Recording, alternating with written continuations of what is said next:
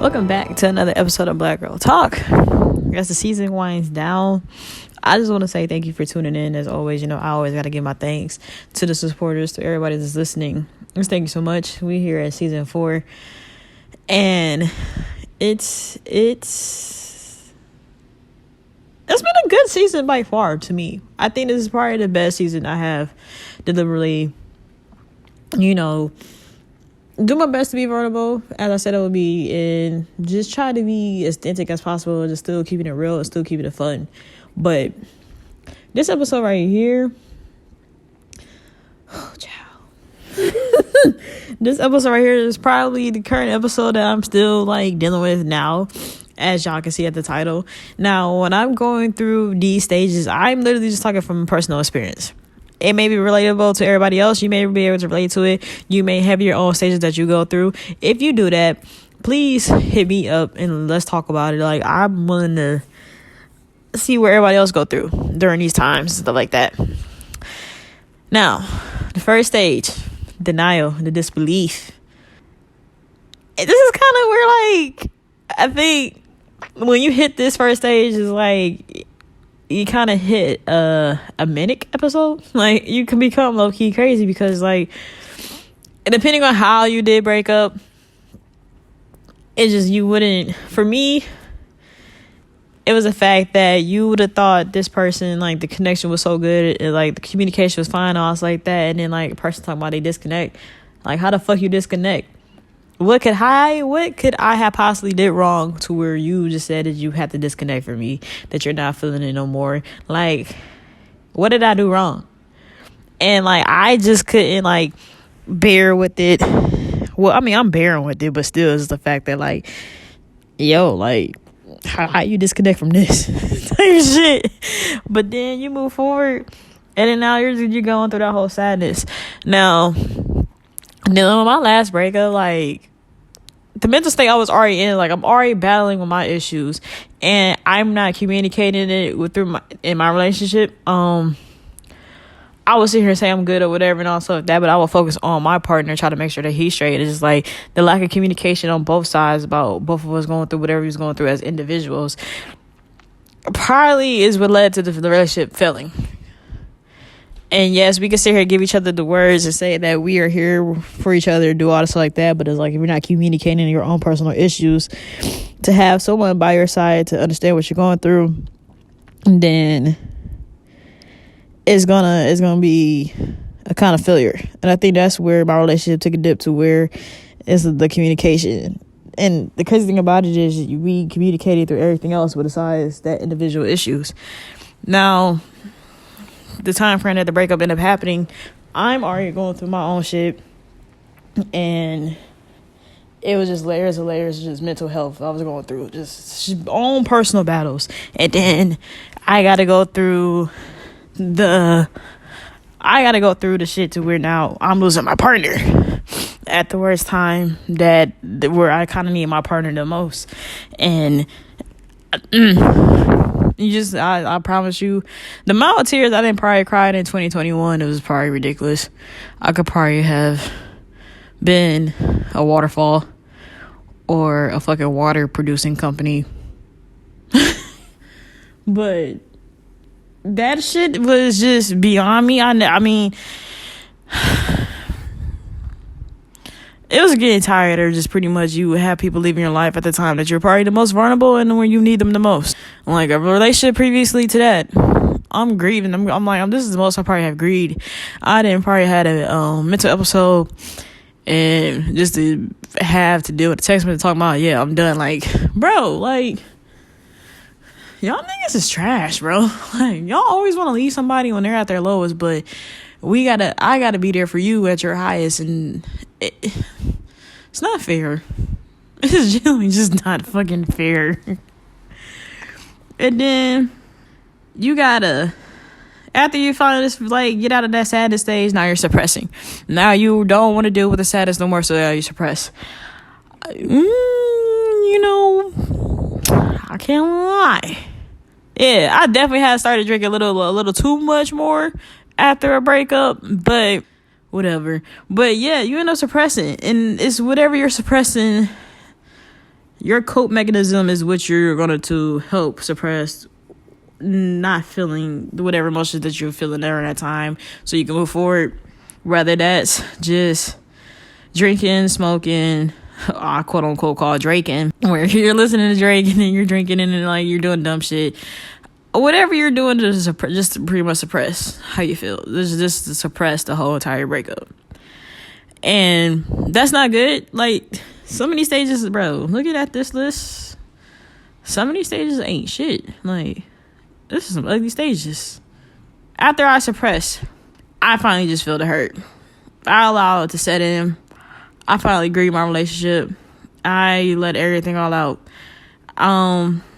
It's just pretty much when you're in that hurt stage, you're allowing yourself to feel what you need to feel. You're allowing yourself to just go through the motions at that point, because you're adjusting yourself to get back to a person, an environment, or just the feel of what it was before you met this person. That's why when I say when you're in these relationships for years on, and just like for years plus, like a year and beyond, over that course frame, you're literally not the same person that you were when you went into that relationship. So that's why, like, my advice, I'm like, hey, take the time out, as much time that you need before you start getting into a serious relationship. But if you do get into a relationship prior to, like, before you feel like you're done healing, make sure that you're still trying to heal as well. And, like, don't let that shit collide.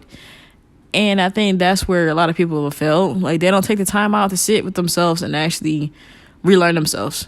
Because when you get into a relationship, you're in an environment to where now you're adapting to this person. That person is adapting to you. You're adapting to a whole different environment than what it was when you was just by yourself. And I feel like you should allow yourself to decompress that soul out of you.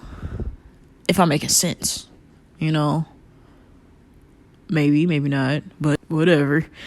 And then reality kicks in.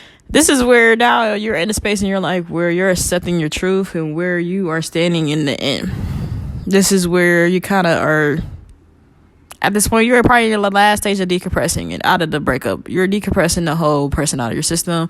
You're allowing the breakup to run its course at this point. And it's just accepting, like, yo, you know what? You never, and hear me out, don't get me wrong about this. You never really know when you fully move on until, like, it dawns on you one day. Like, you get in this motion where your life continues, you're going and you're doing whatever you need to do. But then at some point, you don't even know that you're over the breakup until, like, it, like, hits you one day.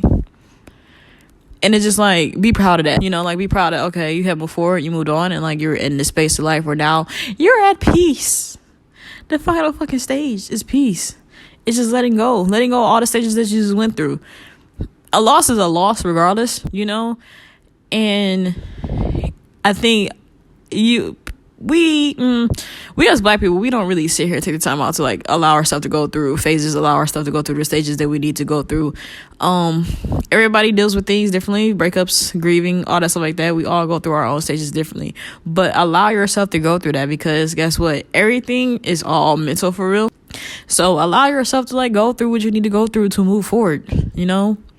I always say, get through it, not over it. And what I'm saying is, a lot of people like to go over the mountain, thinking that it's the easy route, when there's a tunnel that you need to go through, that you need to see everything lightly. Yes, it's going to be a challenge going through that tunnel, because, you know, some dark days, you need light, you need to move forward. It's some challenges, you got to climb over some stuff. But it's better to go through it, because it challenges you as just an overall human being, than just to go over it. When you go over it, it's easy, you know, no problems, nothing at all. But then it kind of backfires when you go over things and not go through it. That was my stages I go through. And if you ask me if the current stage I'm at right now, I'm probably at the reality stage. I'm in the space where I'm accepting what it was. I didn't have a conversation with my ex. Finally expressing myself, like, pretty much, yeah, I had a closure conversation. And all I really needed from that conversation was for him to understand, like, yo, like, take the time to understand how I feel. And understand, like, the position, like, how, like, respect how you feel. Cool, whatever. I'm not about to sit here, like, I tried to fight, but I did. I was done fighting. It was just to understand how I feel. And understand the hurt. Because he expected me to be, I guess, the person that he fell in love with at the beginning or whatever, like this goody old two-shoe person. But I can see her say this as a tourist or whatever you want to call it, but just in general, like, once you fuck me over, it's just like, I cannot be that person that you once met. I have to put my guards back up. I have to protect myself at all times. I don't trust you no more.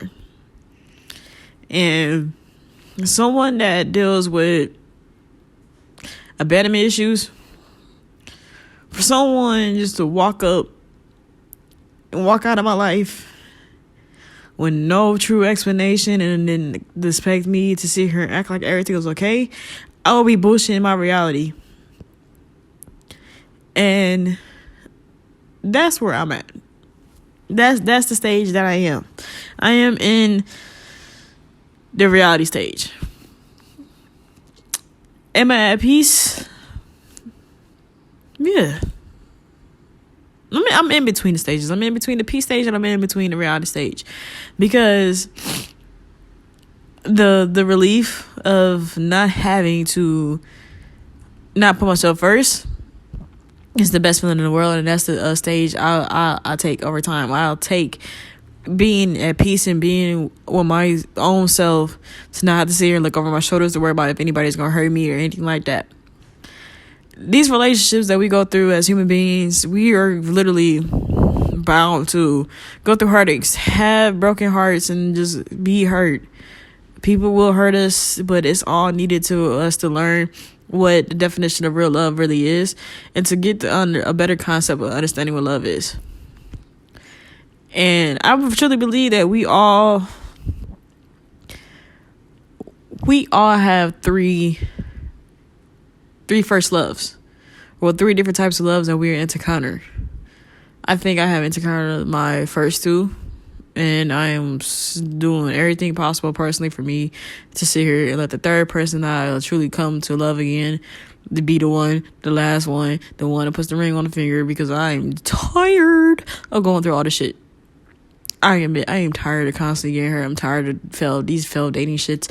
I'm just tired. A bitch is tired, okay? Like, this love shit is tiring too. But those are my stages.